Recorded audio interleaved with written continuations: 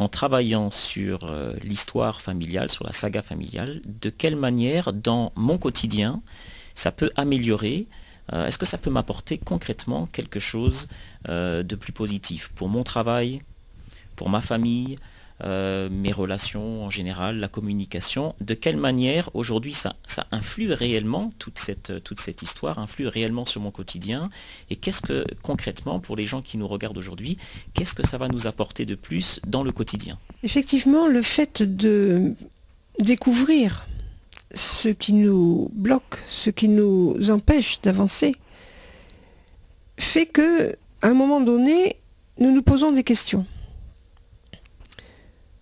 Bien avant d'être malade, pour beaucoup de personnes qui viennent me consulter, il y a un malaise, un mal-être, quelque chose qui leur fait dire que c'est pas tout à fait le top, c'est pas tout à fait ce qui leur conviendrait pour que leur vie soit la plus optimale possible.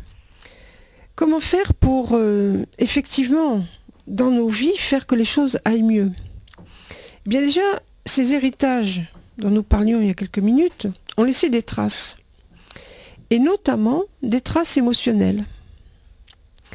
Ces traces émotionnelles, elles sont toujours vivantes en nous, toujours actives et toujours agissantes.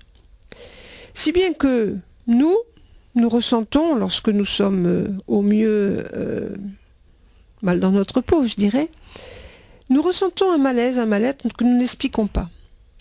En recherchant dans notre propre histoire nos chocs émotionnels qui n'ont pas été mis à jour, qui n'ont pas émergé dans notre histoire, tout d'un coup des choses vont apparaître avec une grande clarté, une limpidité, en disant mais comment se fait-il que je puisse vivre cet événement?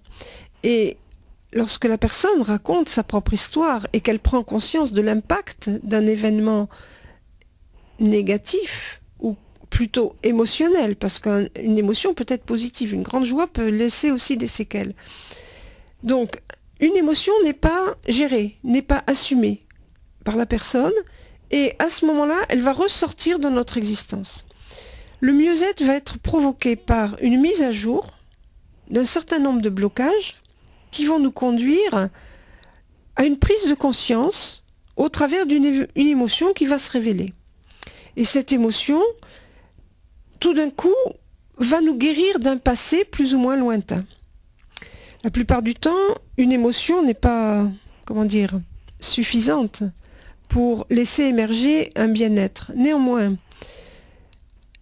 le traitement de plusieurs émotions de même nature va faire que notre inconscient, notre être intérieur va se nettoyer de lui-même. Et cette mémoire cellulaire va se nettoyer. Plus la mémoire va se nettoyer, et à ce moment-là, plus notre état d'être va se révéler vers une situation meilleure. Et petit à petit, la personne prend conscience que, tiens, tout d'un coup, son environnement se modifie. Les choses vont mieux. Elle retrouve du travail, un compagnon, une compagne. Les choses s'améliorent dans son existence au fur et à mesure que son état émotionnel se stabilise et que toute sa mémoire cellulaire se nettoie et se remplit d'une autre forme d'information, plutôt que d'informations que j'appellerais des informations scories qui nous viennent de mémoires qui ne nous appartiennent pas. Donc ça revient à dire que pour que les portes de la vie s'ouvrent, les portes professionnelles, les portes de l'amour, les portes relationnelles, pour qu'elles s'ouvrent vers un univers intéressant, vers un vécu intéressant, il faut d'abord faire le ménage dans notre état intérieur qui peut remonter loin, alors complètement, de manière complètement inconsciente finalement. Effectivement, c'est le grand ménage. C'est ce que j'appelle le remue-ménage. Autrement dit, aller chercher dans notre espace intérieur où un souvenir a laissé des traces, agréable ou pas, mais où ce souvenir, additionné à d'autres souvenirs, va se transformer en une mémoire, en quelque chose qui va être actif.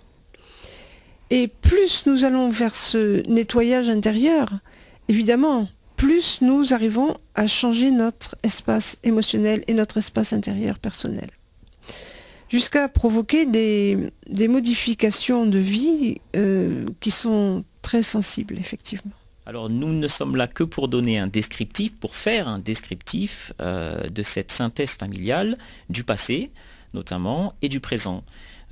Si vous souhaitez ensuite poser des questions plus personnelles, vous pouvez consulter Mathilde Delaroche en lui écrivant par mail à l'adresse qui est indiquée en bas de votre petit écran. Merci beaucoup. Vous pouvez donc assister en direct à la prochaine émission, environ tous les 15 jours en direct et chaque semaine une émission rediffusée. Et vous pourrez quand même poser, je le précise avec votre micro, des questions peut-être plus généralistes. Merci et donc à bientôt et bienvenue encore une fois sur la chaîne de Télé Positive. Merci, au revoir.